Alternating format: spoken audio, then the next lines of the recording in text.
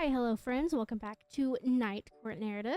Once again, I am Elvish. Hello, hello. I hope y'all are doing fantismo today.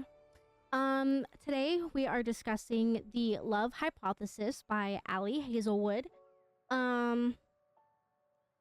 This was actually kind of a fun book. I'm not gonna lie to you. I actually thoroughly enjoyed it. I am going to kind of start from the end. We always do the ratings at the very end. I'm gonna go ahead and do the rating up front. I did give this book a 4-star rating. I'm not gonna lie to you.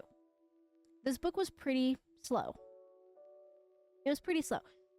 However, I think it was just slow enough to be enjoyable rather than being like super slow to where you want to like bash your head in, It was a incredibly slow book, so if you're not really into like slower paced books, this might not be for you, but ultimately this was really good. But let's get into it super quick. In this book, we are following Olive Smith. She is a third-year Ph.D. student at Stanford, and we are following Adam Carlsen. He is the professor at Stanford. Olive ultimately wants to prove to her friend, I think her name is On. I'm so sorry if I mispronounced that. She wants to prove to her best friend On that she has moved on from her ex. On is now interested in him and would like to date him. So Olive pretends to be with the first guy she sees, and she ends up kissing him. Awkwardly enough, the first guy she sees is the notoriously stern and very intimidating young professor at her college. Insert Adam Carlsen. Adam does agree to fake the relationship for mutual benefits. As we mentioned, Olive does get her best friend with her ex. I think his name is Jeremy. I'm so sorry. Forgive me if I'm wrong. But Adam does gain favor with the university's administration, who is pressuring him to show signs of quote-unquote personal stability to secure grant funds.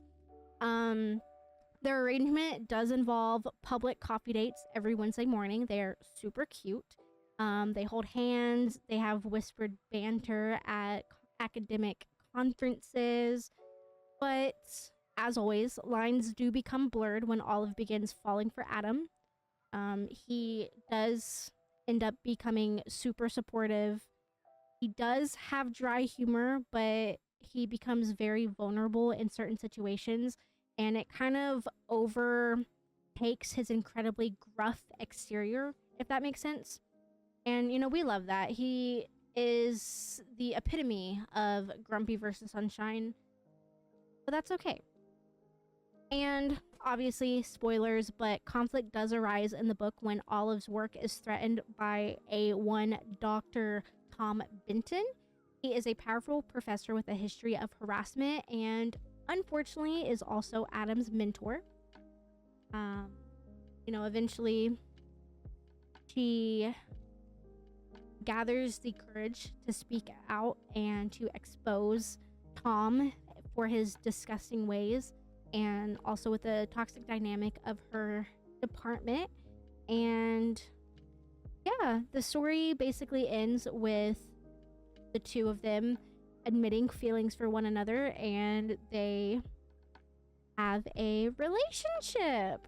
And I mean this book was absolutely amazing. As mentioned, I did find this book incredibly slow. I do wish it had a more quick pace about it, but I wasn't upset by it. The main characters, both of them were very dynamic. I really loved I wouldn't say they're complex. I don't really think the characters in this book were incredibly complex, but the two main characters were absolutely amazing. Their chemistry was amazing. As I mentioned, like, there is a lot of grumpy versus sunshine in this, but I think his grumpy was done very well. I don't think he intends to be as grumpy as he means. I just think that he's very misunderstood, and it makes him even more of a precious baby. But, it's kind of cool seeing the whole fake aspect not necessarily be faked, I guess. There is a ton of banter in this book too, which was just outstanding. A lot had to do with pumpkin spice slander. Apparently, he is not a fan of anything pumpkin spice flavored. So that was pretty interesting, but I don't know. I thought this book was fun. I do say it all the time, and I know you guys are probably sick and tired of hearing it, but I have a lot of issues with side characters. I don't feel like authors can write side characters very well, and I feel like attempting to write too many side characters ends up becoming super muddy, and it dampens the overall plot of the book. But that was not the case with this book. Every side character had their own distinct personality, their own way of speaking, their own mannerisms, their own vibe and flow to them. I can wholeheartedly tell the difference between every single person in this book without them having to say their names. And I love that. You know, I'm a stickler, if you will, for things like that. I do not like having too many side characters because it's just not done well 90% of the time. But this was one of the times where I wholeheartedly 1000% applaud. I will kneel and applaud to Allie Hazelwood because this book was done so well. Even when Tom comes in, you know, I kind of already didn't like Tom from the beginning. He just felt very arrogant. Arrogant's too nice. Arrogant is too nice, but I don't have like a meaner version, but he felt very forced. Not in a writing sense, not as like Allie had to force write him, not that. He felt very forced as in like very fake. Like he was putting on a persona to hide the nastiness behind him, and you could kind of like from first meet, I could just tell something was just off about him.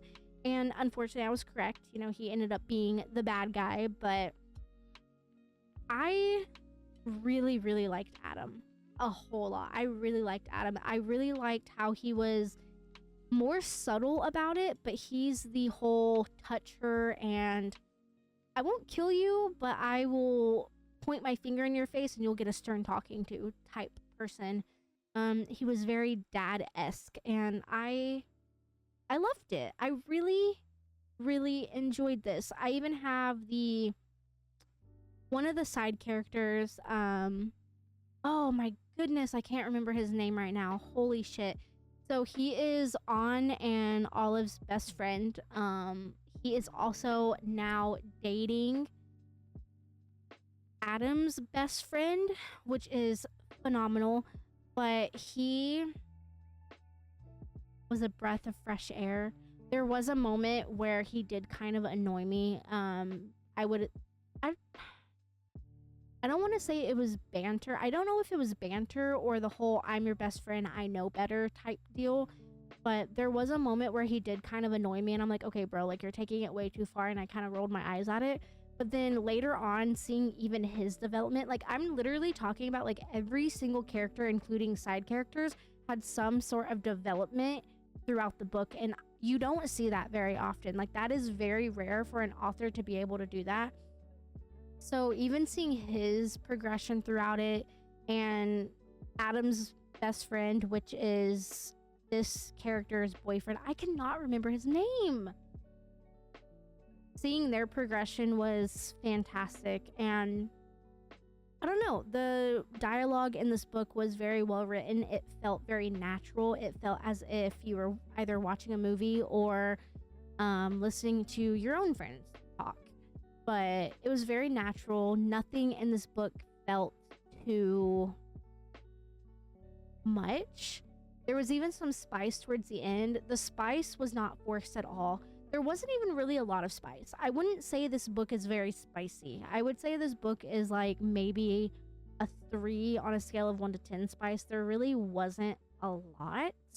And I really have nothing to say about that. It wasn't overly done. It wasn't overly vulgar for no reason. I think there was enough spice for what we did get. For if you look at them as characters and you look at them, I guess they're dynamic with one another, the amount of spice we got was very appropriate with what we had going for us. So I did appreciate that a lot. It was very well placed and well paced, if you will. So I enjoyed that a lot. For once, it wasn't overly cringe. It wasn't overly descriptive. It wasn't boring, but it wasn't try hard. Does that make sense? I don't know if that makes sense, but whatever it was, like, it was perfect the way it was, and I appreciated it. It kind of gave a little insight to how they are as a couple and how they are individually. And it also goes into how he is as a person, because he really did take care of her. And I don't know, you see that in every single book, but it's not done well sometimes. It's very forced and very irritating at some point. So I don't know. I really enjoyed this book. I did see on TikTok, and please correct me if I'm wrong, I think this book is becoming a movie, and I think Lily Reinhart is going to be Olive, and I am so excited for this movie now, because this was a fantastic read. I will be honest, if the book had a quicker pace, that would have been 4.5 stars. And I feel like if the book gave me a little bit more on the relationship aspect, I understand it's a fake relationship, and I understand that they are at college and they have their own lives. I get that. If I would have received maybe a tiny bit, and I'm not even asking for a lot, like a little sprinkle bit more of their relationship, it probably would have been a 5. My voice said a thing there. I'm so sorry. It probably would have been a 5-star. Like, there are just 2 tiny little things. I just wanted it to be a little bit faster. But yeah, no, I loved this. This was fantastic. I'm very glad I read it. I didn't have any plans of ever reading this book, but I saw a special edition at Target, and I'm like, okay, this is a beautiful book. And I saw the video on TikTok, and I was like, you know what? Let me read the book before it becomes a movie, because I want to know what the hype is about. And everyone is always talking about this book, so I'm very, very glad I read it. And honestly, I hope you guys go and read it too. But that is all I have for you. As always, let me know what you think of this book. If you loved it, let me know why. If you hated it, let me know why. And yeah, let's discuss it. But as always, I hope you guys have a very, very wonderful day. And if you guys have stuck around this long and are still here, I have a surprise coming for y'all. Are y'all ready? Okay, that's all I can say. Bye. Have a good night. Snacks, drink water. Yeah. Bye.